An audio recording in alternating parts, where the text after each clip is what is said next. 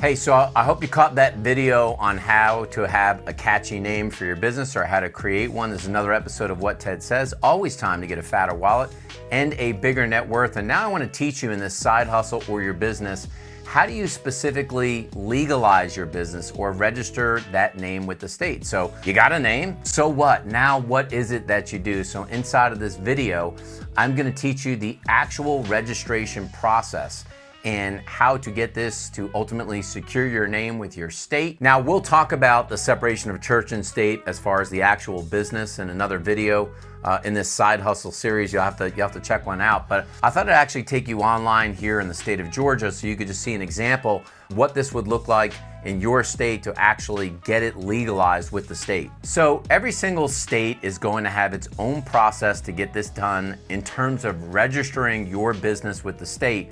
But know this, some states are going to be more expensive, some states are going to be less expensive. But here's an example about how this process will work. The first thing that you're going to do is go to the Secretary of State website, or you will have sort of the Department of Labor. It'll be one of those to actually get this registered. When you go here, you'll look under corporations. And for most of you, you're going to have an area here called a business search. Now, the business search is going to be important because you may have a name of your company in mind. Maybe it's Ted's Widgets, but I'm going to have to look to see if that name is actually reserved from the state. And generally, like the state of Georgia, it will cost $100 in the state of Georgia. It may be different in your state to actually reserve that name. That's going to be the first step of the process. So as you'll see on here, let's look for widgets. Now, you'll notice on here that I could say it starts with, it contains. In this case, I'm going to say it starts with widgets, and then I'm going to hit search. Now it's going to tell me that basically in the state of Georgia, the really only two businesses you see are Widget Storm and Widget Sphere Incorporated. So if I just wanted Widgets Incorporated, I could actually reserve that name. So that's going to be important because you'll never know, like, is that name taken or is it not? That's going to give you that first step of the process. Once you do that, now that you know that that name's available, you'll pick that name and then you can register that name for the cost in your state. Like I said, in the state of Georgia, it would cost $100. Now you want to make sure that once you have that business name that you gather some form of payment. It's probably going to be a credit card, and you probably will not have a credit card set up for your business as of yet.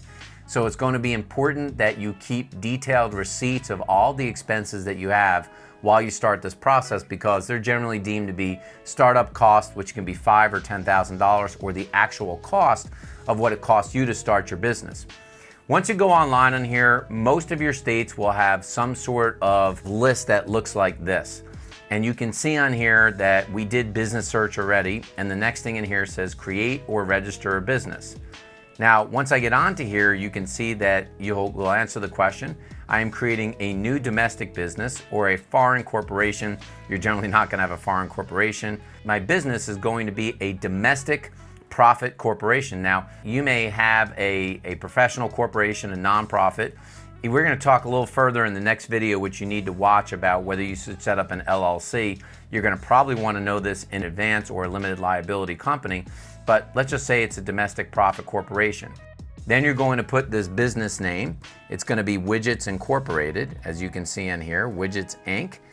And then if you have to have a second or third business name, then you can certainly add those in there. And then any other forms or documents that you're going to upload, you'll be able to put that in there. Now, one important thing I want to tell you is you may have to choose what's called to be an NAICS code. And you're going to want to do that because it's going to show up on your tax return somewhere as the specific code of what your business is involved with: manufacturing, services, agriculture, whatever it may be. And then last, you have to put in a principal office address. I'm actually not a big fan of you putting in a PO box. It's best if you use an address. If you have to use your home, I would, but in most cases, if you can get a separate street address, that would be better. Remember this, once your name is approved, you'll typically have about 30 days to finish the process, and it's going to cost you probably somewhere between $25 to $100 to get everything finalized and registered with your state so the name is in good shape, and that's really going to start that process. So now you've registered your name, The question is, have you secured a domain name? Because that's going to be the next step of the process. Did you get one now? And your business plan is coming together, and have you asked yourself about the other rules and regulations? Because I just showed you how to register your name, but you may need a business license with your city or your county.